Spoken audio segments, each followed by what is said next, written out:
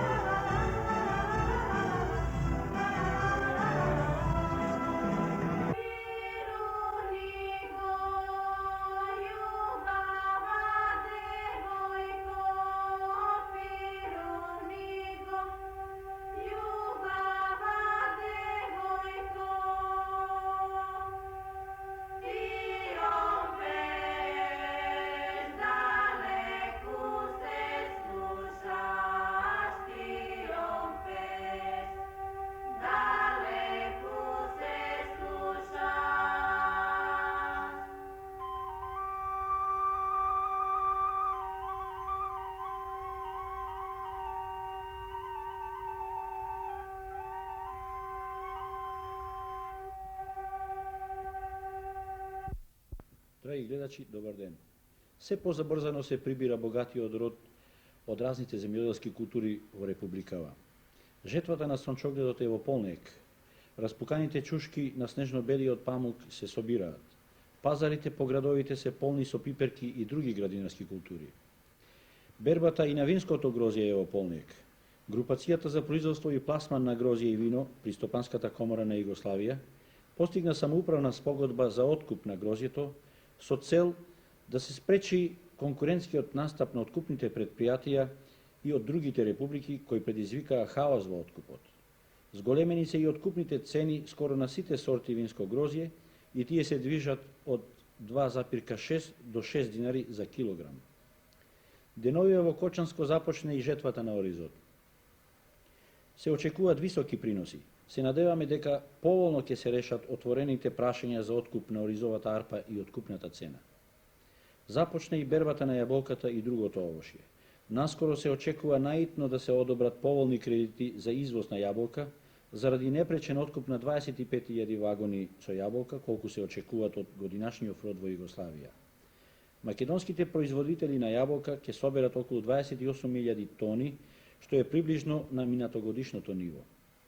Се надеваме дека производителите на јаболка од Македонија, поучени од сопственото лошо искуство, нема да ја повторат грешката од минатата година. Односно, тие постудиозно ќе ја утврдат цената на чинење на јаболкото, имајќи ја при тоа предвид и височината на процентот за акумулацијата. Ова е појдовна основа и за формирање на малопродажната цена. Ланските загуби се многу големи. Така, например, комбинатот Преспанско јаболко од Ресен има загуби од околу 2 милиони и 2699 килограми јаболка, или 22,6 на 100 од ускладиштените количини, или уште попрецизно, секое четврто јаболко ускладиштено во ладилникот е исфрлено. Ако овие исфрлени количини се искажат во пари, сумата ќе биде застрашувачки голема. Каде настанува дефектот? Производството на јаболкото е доходно. Во оваа организација истата година, економската единица Орешје покажува производни финансиски резултати позитивни. Од овошниот насад на површината од 75 хектари, реализиран е вкупен приход од 11 милиони 393.000 динари, а вкупните расходи изнесувале 7 милиони и 266.000. Остварена позитивна разлика која изнесува 4 милиони 126.000 динари. Да кажеме дека и другите економски единици на комбинатот оствариле слични позитивни разлики. Очигледно дека дефектот настанува при чувањето и прометот со јаболката. Што се однесува за загубите, слична е положбата и кај другите производители на јаболка, повеќето од нив членки на групацијата Македонија Плод. Како што рековме, бербата на јаболката започна, а се уште е неизвестна откупната цена и пласманот на јаболката.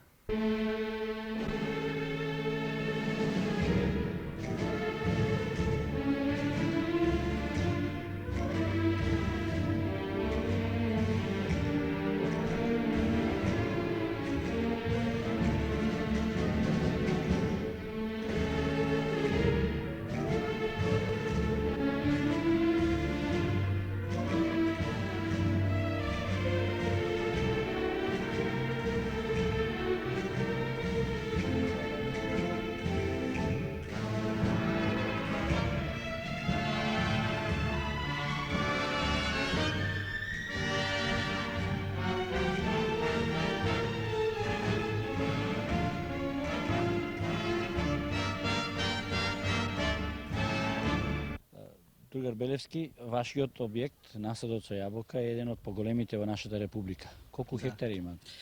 Па ние имаме вкупно цирка негде околу 330 хектари. Од тоа имаме 250 хектари интензивни насади и 80 на хектари имаме класичен систем кој во еден голем дел е реконструиран. Деновиве започнавте со берба. Колку очекувате принос ова година? Па ова година приносите се нешто помали во однос на лани, со оглед да имавме врло неполни временски услови во текот на пролета. Очекуваме негде околу 4,5 милиони килограми јаболка да собериме од насади. Купен принос од насадот. А по хектар колку очекувате во просек? Па да видите, и тоа, како да ви кажам, имаме ние насади кои се во различити години. На старост, да. И најстариве насади може да се движи приносот негде измеѓу 25 и 30 илјади кила по хектар. Меѓутоа, останалите се нешто пониски. Чак овие најмладите приносите се ова година нешто пониски, па можда негде као околу 5 до 10 хиљади килограми. Производството го складирате во вашиот ладилник? Да, во нашиот ладилник ние имаме доволни капацитети со палетизацијата. Би Колку можеле тони да се сместиме негде околу 6 милиони килограми.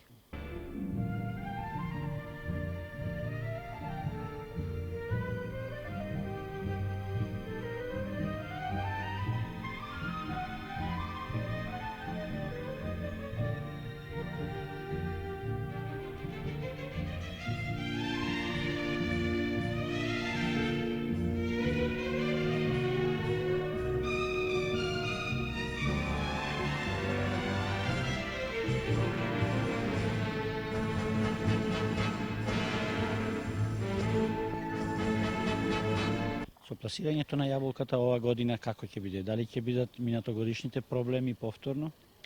Па за сега како изгледат ситуацијата, нешто чак и полоша ќе биде.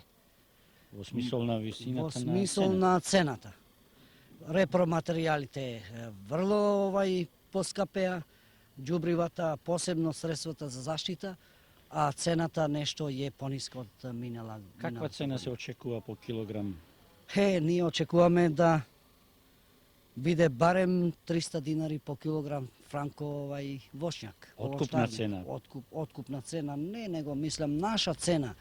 Продајна цена франко овоштарник. Што значи тоа малопродажната цена ќе биде Малопродажната цена сигурно ми е според трошоциве кои се реализирани практично за набавка на гајби и други потребни материјали, па и други трошоци кои се независи од нас, кои се кретаат негде над 250 динари, па може да се очекува негде околу 550 до 650 динари килограм. Малопродажна цена.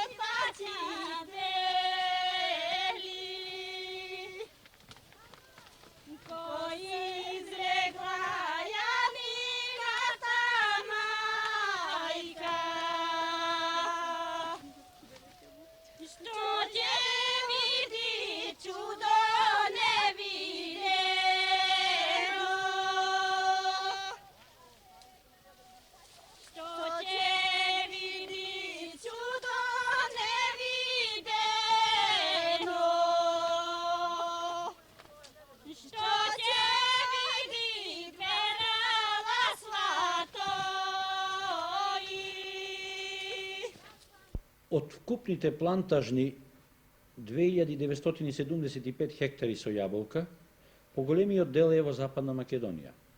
Покрај комбинатот Струшко поле, тука се и земјоделското стопанство Градинарот Охрид со 123 хектари. Земјоделското стопанство во Штарот село Кажани со 620 хектари. Земјоделскиот комбинат Преспанско јаболко од Ресен со 638 хектари. Комбинатот Пелагонија, село Породин, 107 хектари. Комбинатот Тетово со 425 хектари. Земјоделската задруга од село Мешеишта Охридско со 20 хектари. Ним им се приклучи оваа година и земјоделското стопанство Кичево со првокласни плодови јаболка добиени од својата современо подигната и одгледувана плантажа. Следниот наш филмски прилог им го посветуваме ним.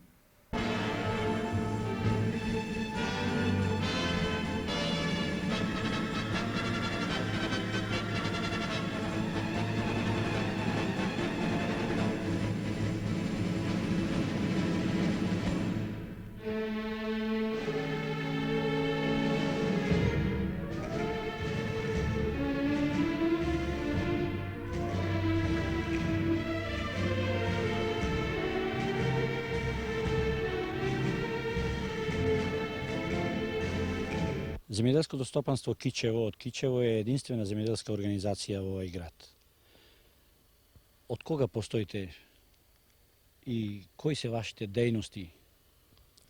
Земјоделското стопанство Кичево под оваа фирма постои од 1. јануар 1968 година. Настанато е со интеграција на повеќе задруги и поранешното стопанство Крушино. Основната дејност на нашата организација се занимава со овоштарство, сточарство, имаме нешто и полједелие, а исто така и трговија. Поголемите капацитети ви се овошниот насад. Овошниот насад кој е застапен со 100 хектари од интензивните сорти, златен делишес, црвен делишес, имаме нешто и Јонатан и Мелрозе. И насад И со Старкинсо. ореви. Имам исто така и насад со ореви 25 хектари.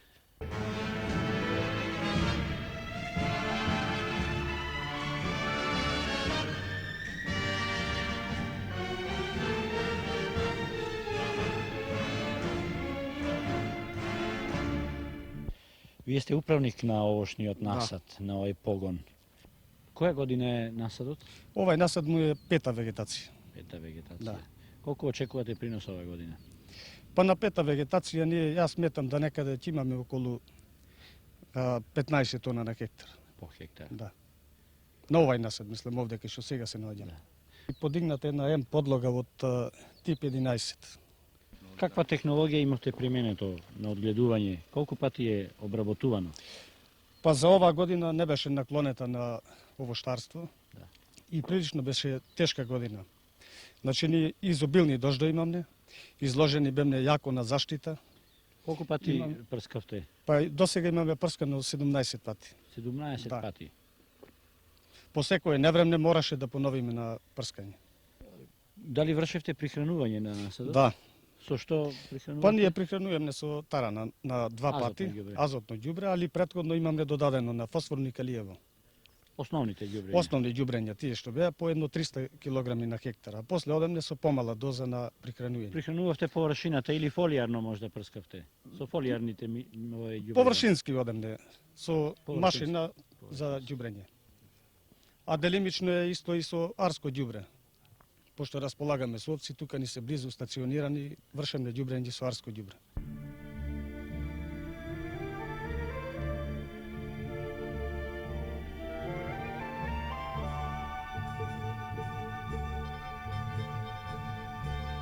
Колку работници имаат вашата организација? Нашата организација имат стално вработени 200 работници, а исто така користиме и сезонска работна снага. Личните доходи како се движат? Личните доходи не се баш што се викат за некоја похвала, ние претежно одиме на база на осварен доход. За оваа година ќе бидат негде околу 170.000 стари динари просечно по еден вработен. Оваа година планираме да освариме вкупен приход негде околу 3,5 милиарди стари динари.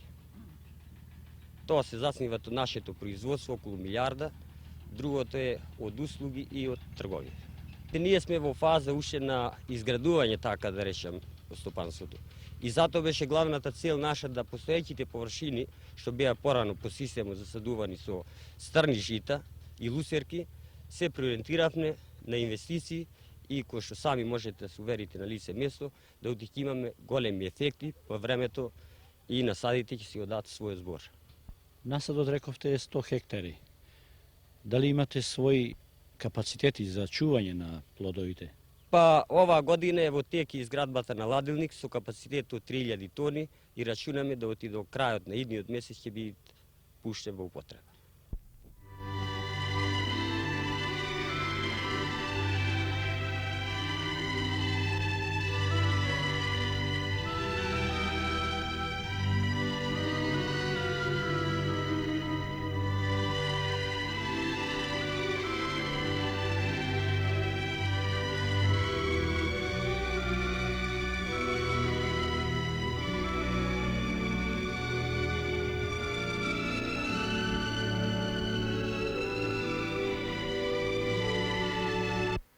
Општа е констатацијата дека со потрошувачката на шеќер во една земја се мери стандардот на населението.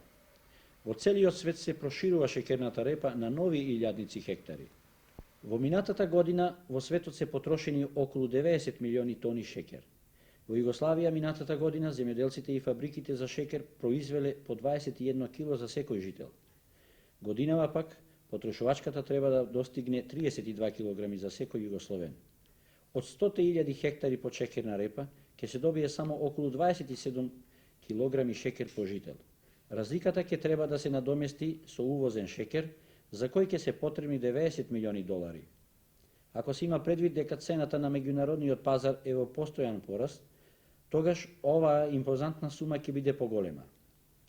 За да се ослободиме од увоз на шеќер, мораме да го усогласиме производството на шеќерна репа, капацитетот на фабриката со растечката потрошувачка, која се спротивставува на механичкото планирање и на својот пат гради нешто побрзо. Како стои положбата кај нас во Македонија? Другар Чобанов, познато е дека повеќето наши фабрики за шеќер во Југославија работат во полн капацитет. А нашата фабрика, точно вашата фабрика, нема достатно шеќерна репа за преработка. Кои се причините за ова? Причини има повеќе, проблемот е доста комплексен, а е стар колку и самата фабрика.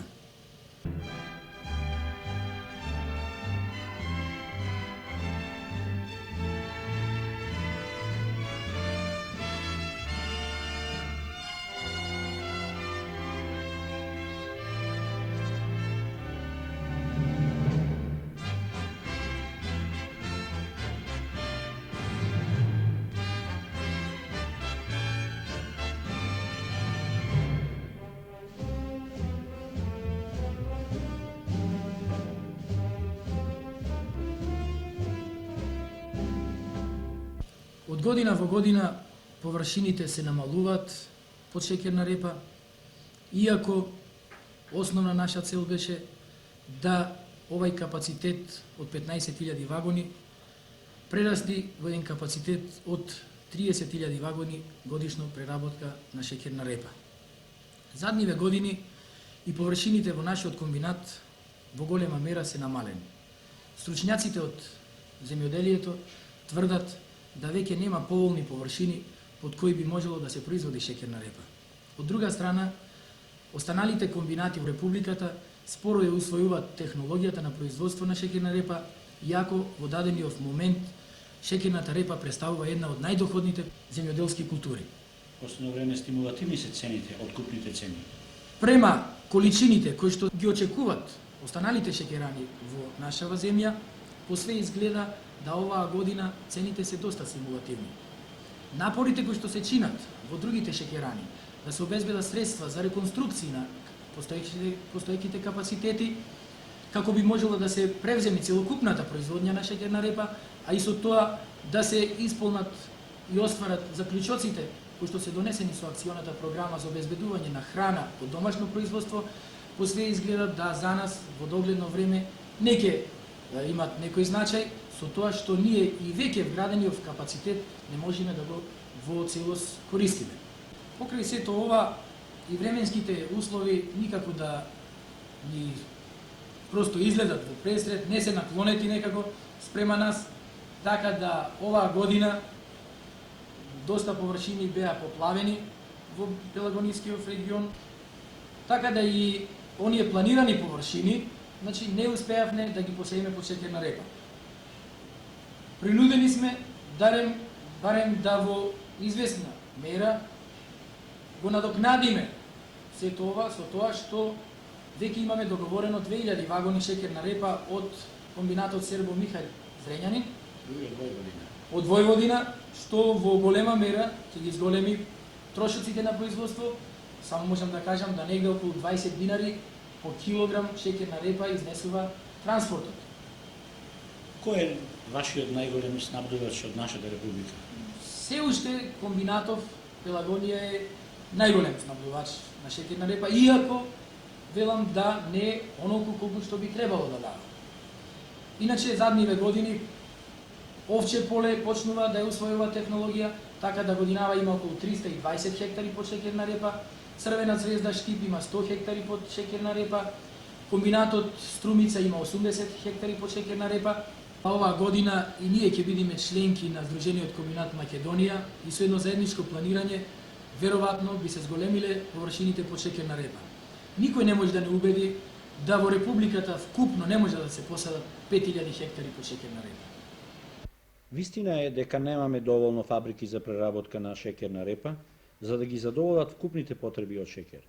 Меѓутоа, при потврдено сознание дека постојат многу добри услови за одгледување репа, особено во Македонија, единствената наша фабрика да не работи со полн капацитет е неразбирливо и недопустливо. Уште повеќе, кога и откупните цени на репата се стимулативни. Во потполност е усвоена технологијата на одгледување и при тоа овозможено е и максимално користење на механизација, што придонесува шеќерната репа да биде рентабилна култура.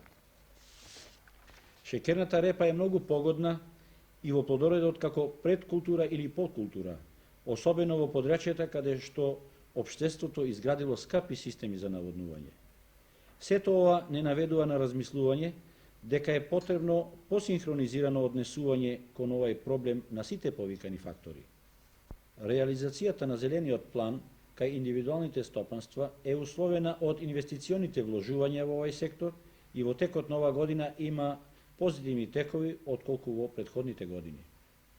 Додека во минатата година беа искористени само 50% од предвидените средства за кредитирање на овај сектор, во оваа година од предвидените средства 132 милиони и 600 илјади динари до денес се зафатени, односно одобрени или во фаза на одобрување 71%.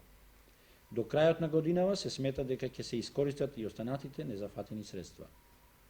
Интересот за кредитирање кај индивидуалните производители е многу голем во целата република.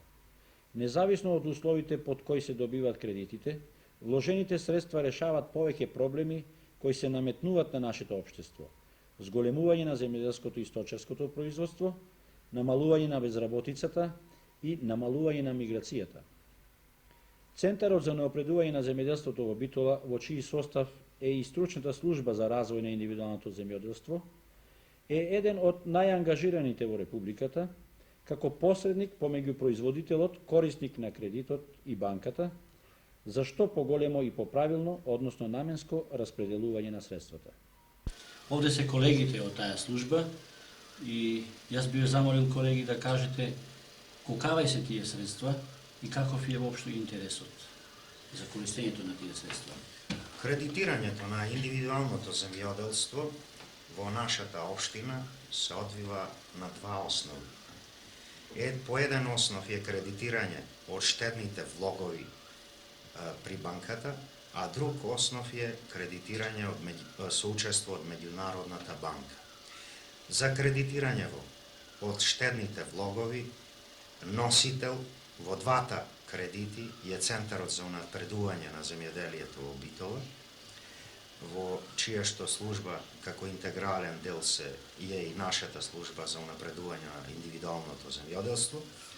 Во главно висината на кредитов од индивидуалното земјоделство од штедните влогови изнесуваше 2 милиона и 400 хиљади нови динари, што во целост е извршен и реализиран. Значи колку беа планирани, толку се Колку беа извршени. планирани, да, толку се извршени. И нам ни се чини дека интересот е преголем, ако имаше и поголема ставка, сметаме дека и таа ќе реализира. Воглавно зошто се барат овие средства? Воглавно средствата се наменски, првенствено, значи тоа што е на општа радост и констатација задоволувачка, дека воглавно средствата се наменски користени. Претежно се користени за механизација и за сточарство. Спомнавте и меѓународни средства. Колкави се тие? Кредитирањето со учество на Меѓународната банка, Центарот за унапредување на земјоделието има веќе реализирано 2,5 милиони нови динари, што во всушност представува добар почеток, но за разлика од тоа треба во најкратко време да бидат решени и за во висина околу 8 милиони нови динари.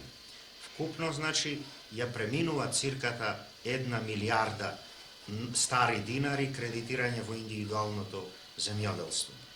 Новост е и тоа што, значи, покрај споменатите делови, овдека имаме новост, Меѓународната банка предвидува и подигање на објекти како штали и други за одгледување на стока. Главно ми за тоа ќе бидат користени овие Да, средства. во главно имаме... Дали се тие ограничени? Тие не се ограничени и нема никакво ограничување.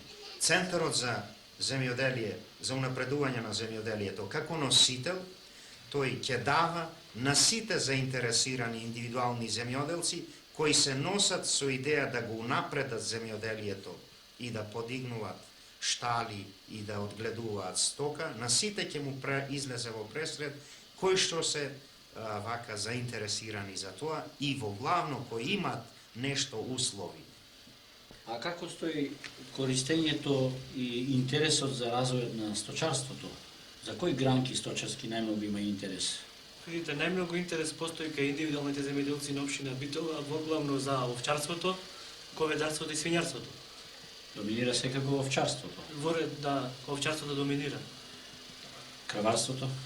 Добар е број на луѓето кои што се занимаваат со говедарство и во тек се изградба на штали и набавка на приплоден материјал од областа на говедарството. Колегите од стручната служба не донесоа да ни покажат на личен пример кај домакинот Бошко Макаловски од село Црнобук и Битолско. Јас имав четворица сина, од кои бајцата бе во странство, едниот беше припреман и тој да замине. Поради тоа, со една ваква идеја да тие да можат да прошириме кај нас сточарството, односно нашето домаќинство, со еден разговор заеднички, ме вика да оти оделе на разни начини на одгледување и таму, и на добиток, и во разни работи. Вика, кога може да се гледа таму еден човек да одгледува 60 крави, може и овдеки ние како сами домаќини да бидиме да одгледуваме. И во тоа не наносе да бараме еден поголем кредит. Иначе имаме користено само за еден мал кредит за свиње. Имаме сега 5 мајки свиње и еден нерез за приплод, за кој имаме околу 48 прасиња од ними до сега добијано. А барањето ви е поголемо? А барање имаме од Меѓународната банка, односно преку Центарот за унапредување. Имаме барано околу 70 милиони стари динари. Дали ви е тоа одобрено? Кредито ни известија преди известно време, пред 4 дена, да оти ние одобрен, за да можеме да го користиме. Зашто ќе го користите најмногу овој кредит од 70 милиони? Прво, набавка на механизацијата ни требаше, односно еден Фергусон со сите приклучни машини ни треба, и една изградба на штало и 20 крави, молзни крави, и еден дел на проширување, бидејќи имаме ние од 7 декари на лозија, за да прошириме сакаме и лозарството уште 1 хектар. Затоа ни беа овие средства барани, за кои пред неколку дена ни се одобрени известија центар. Тоа е мало стопанство. Колку земја имаш? Земја имаме околу 8 хектари, од таа земја имаме 7 декари лозија и еден дел имаме овоштарство на вишни, околу 7 декари. Другата ни е обработлива земја, односно за ратарство, за кое рачунаме и за понатаму повеќето да ја врлиме само на луцерка. Кога ќе почнеш да ги користиш овие средства, Бошко? За средствата за свињата веќе и користам. А за говедарството, бидејќи сега сум известен, мораме да почнеме уште одма со механизацијата, набавка на механизацијата и со градба на шталото. Шом го изградиме шталото, значи кравите мораме да... Која раса крави изеиме? Одиме се договориме само на источно фризирец крави, затоа што и таму одгледувањето со препорука на синоите одгледувале од источно фризирецот немало по-рентабилен, односно по-млечен, а и за паша да не е пригоден, бидејќи помал е во обимо. И затоа сакаме да се такоиме само на источно фризирец. За изборот на расата крави и на самите грла секако ќе ти помогнат стручниците од стручната служба. Се надам секако да центаро и досега напаствие кој ни давал, а истовремено и имам доста пати појдено кај ним, сум наоѓал доста разбирање и сум наоѓал подкрепа на каков начин да биде отпочнувањето и сето вред работа и рачунам да да во исцелост ќе имам стручната помош од Центарот за унапредување. Бербата и откупот на пиперот од индивидуалниот сектор, кај кого е најголемиот дел од производството, е во полнек. Меѓутоа, годинашниве количества се очекува да бидат на нивото од минатогодишните. Да подсетиме дека лани производителите на пипер во Републиката беа оштетени со близу 15 милиарди стари динари од појавата на пламеницата. Ова опасна болест е присутна и ова година во Македонија, особено во Гостиварско и Тетовско. Од пламеницата најповеќе се погодени индивидуалните земјоделски производители, кои од годинашниот род на пиперка очекуваа рекордни приноси и добар приход. Особено се погодени оние чие пиперопроизводство е нивна главна преокупација и основен извор на заработувачка. А нив ги има многу, особено во Полошкиот и Струмичкиот регион. Има случаи каде поголем дел од насадите се уништени од пламеница. Минатата година за прв пат на ова болест и се утврди нејзината биологија и беа одредени начинот на борбата и средствата со кои треба таа да се сузбие. Пред се да кажеме дека кај повеќето земјоделци постоеше уверување дека болеста оваа година нема да се појави. Поради ова и заштитата на пиперот не беше спроведена со сета сериозност. Ова во некој случај се должи на недоволната информираност на земјоделците. Да подсетиме дека превентивните мерки во заштитата на пиперот, како што советуваат стручњаците, треба да се вршат од почетокот на вегетацијата, па се до бербата, односно тие треба да се вршат уште во расадопроизводството. И покрај овие опомени, интервенциите беа повеќе инцидентни и стихийни. Прскањето се изведуваше нецелосно или пак ненавремено. Ова, откако се појави болеста, веќе беше доцна. Од разговорот со повеќе производители на пипер се добива и таков печаток, дека и на оние површини каде што се спроведувале целосни мерки против пламеницата, повторно дошло до нејзината појава. Кај нив постои сомнение дека во овој случај се работи за некоја друга, се уште непозната болест. Ова, земјоделските стручњаци од Републиката наполно го негират и тврдат дека штетите кај пиперот и оваа година, како и минатата, ги предизвика пламеницата. Како и да е, штетите се присутни, а кај приходот кој производителите на пипер е веќе помал. Уште една сериозна опомена за индивидуалните производители, комбинатите, за другите и стручните служби за унапредување на земјоделството. Во иднина посериозно и со поголемо внимание да пристапат кон овој проблем, за да не дојде идната година пиперопроизводството во слична состојба. Во текот на оваа година, а особено во последните 3 до 4 месеци, дојде до масовна појава на полските глодачи глувците. Тие на подрачјето на општина Тетово и Гостивар направија големи материјални штети во сите земјоделски култури.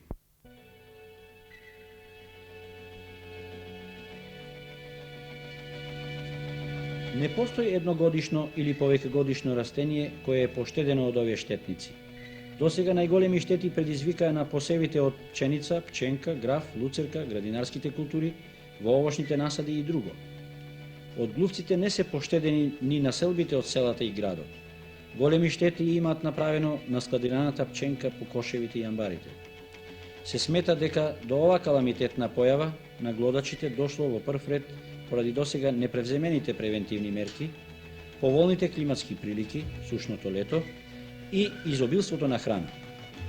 Според грубата проценка на Центарот за унапредување на индивидуалното земјоделство од Тетово, досега глувците ги направија следните штети само во овај крај. Приносите кај пченица се намалени за 20%. Кај пченката, која е застапена на 6.500 хектари, очекуваниот принос ќе биде намален за повеќе од 20%. И кај другите култури кои се овде повеќе застапени, приносите ќе бидат намалени за над 20%. Се смета дека се уништени и повеќе од 10.000 млади овошји. Така, предизвиканата штета само во Тетовско изнесува над 50 милиони динари. Слична е положбата и во Гостиварско. Деновиве започна акцијата за уништување на овие штетници. Извршните совети на собранијата на општините во Тетово и Гостивар издадоа наредба за задолжителна дератизација во сите домаќинства и целата обработлива површина. Ангажирање и Институтот за заштита на растенијата од Земун и соодветните стручни служби од општината, како и сите местни заедници.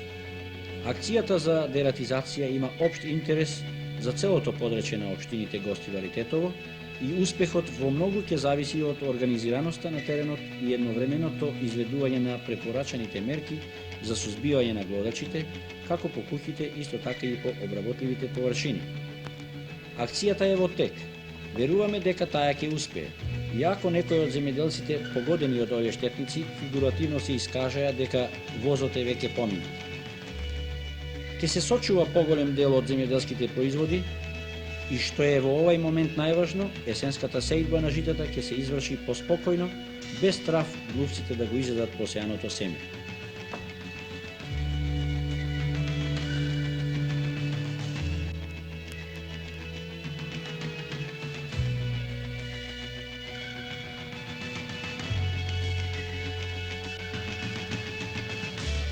Не можеме да ја премолчиме вистината, која постои како флека, дека одговорните фактори недозволено бавно реагирале. Масовната појава на глувците е запазена уште од пролетните и првите летни месеци. Додека се одвиваше договорот, кој треба да ја покрене акцијата, републиката, општините, стручните служби или сопствениците на посевите, глувците спокојно грицкаја и се множеа. Потоа пазарот продолжи со разните институти за висината на цената на чинење и за тоа кој ќе го плати надоместокот за мамците и ангажирањето. Така се до последните денови на септември. Направените штети и оние што ќе се направат, не се само на поединците, земјоделските производители, тие се на целото наше општество. Според тоа и нашето однесување кон ваквите појави треба да биде во интерес на општеството. На 3 октомври во Скопје на свечен начин е отворен 15-тиот меѓународен саем на тутун и машини. Еве го и прилогот што го подготви нашиот соработник Никола Индовски. Ова единствена во светот специализирана стопанска манифестација годинава ја отвори членот на Сојузниот извршен совет доктор Борислав Јович. На свеченото отварање присуствува и председателот на Собранието на Македонија Благоја Талески, членовите на Сојузниот извршен совет Стојан Андов и Јасен Симичиев, голем број општествено-политички работници и стопанственици. Во поздравниот говор на доктор Борислав Јович, меѓу другото беше нагласено дека и покрај мощно сложената меѓународна стопанска ситуација, виталноста на нашиот самоуправен социјалистички систем и монолитноста на нашата заедница, покажаа дека сме способни да ги решиме проблемите и годинава да оствариме значителни стопански резултати. Во тие напори за натамошен стопански развој на Југославија, рече Јович, производството и преработката на тутунот заземат видно место. Нето девизниот ефект од тутунот, што се извезува од нашата земја, изнесува 30 милиони долари со тенденција на натамошно зголемување. Само годинава во нашата земја ќе бидат произведени 45 милиарди парчиња цигари. За жал, истакна Јович, на полето на извозот на цигарите се уште стоиме лошо, пред се поради присутните регионални бариери на некои увозници. Затоа и во оваа насока ќе мора и натамо да се вложуваат напори за изнаоѓање нови пазари. На годинашниот 15-ти поред саем на тутун и машини излагат 110 основни организации на Сдружениот труд, посредно или непосредно вклучени во тутунопроизводството и 40 големи фирми од Европа и Азија и Африка. Сајмот покажа врвни технички и квалитетни постигнувања на се она што е ново во тутунското стопанство кај нас и во светот. Покрај изложените машини за индустријата за цигари, присутна е и придружната индустрија со хемиски заштитни средства, минерални ѓубриња, репроматеријали за примарното и финалното производство и друго. Напоредно со одржувањето на саемот за тутун и машини се одржа и традиционалната земјоделска изложба, не помалку интересна по изложените експонати. Тоа е уште една манифестација на постигнувањата во земјоделството. На околу 3000 квадратни метри, затворен и отворен изложбен простор, беа застапени 22 земјоделски организации од целата република. Во организацијата на Републичката стручна служба за унапредување на индивидуалното земјоделство, на изложбата се со сопствени производи настапуваат 150 индивидуални земјоделци. И ова изложба, како и минатите, покажа дека во сферата на земјоделскиот комплекс постигнати се значителни резултати, а она што посебно при тоа радува е поврзувањето и кооперацијата на индивидуалниот сектор со општествените стопански организации. И во оваа област на нашето стопанство, тоа го истакна и доктор Борислав Јович во разговорот со новинарите, достигнат е висок степен на квалитетно и квантитетно производство. Останува да се стори нешто повеќе околу прифаќањето и пласманот на земјоделското производство. 15-тиот меѓународен саем на тутун и машини ќе биде отворен до 10 октомври. Драги гледачи, овие денови навршува 33 години од почетокот на востанието на Македонија, од она озарена октомвриска ноќ 41-та. Честитајки ви го овај наш величествен празник, емисијата ќе ја завршиме со песна за народниот херој Елпида Караманди, што ја компонира Јане Коџабашија, а ја пее нашиот познат интерпрет Сашка Петковска.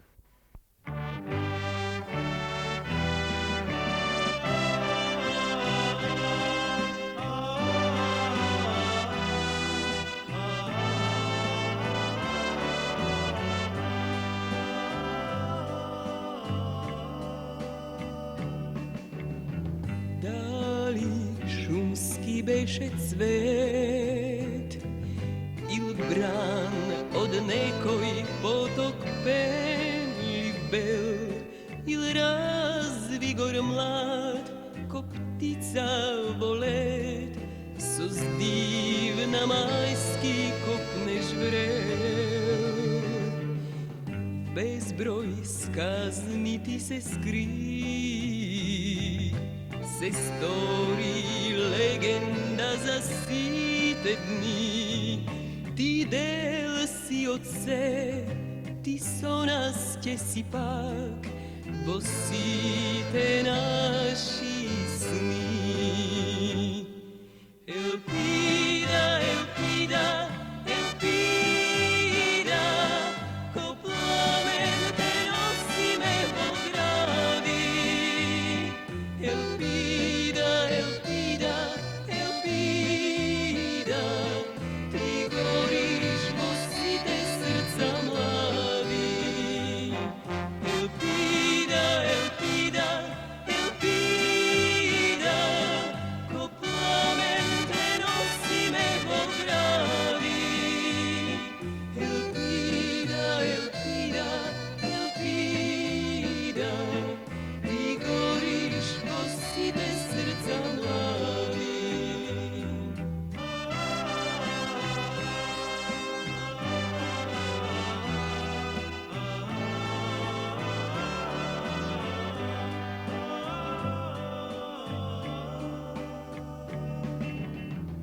Безброј сказни ти се скри,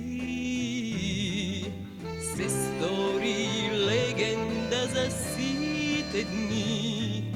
Ти дел си од се, ти со нас ќе си пак во сите наши сни.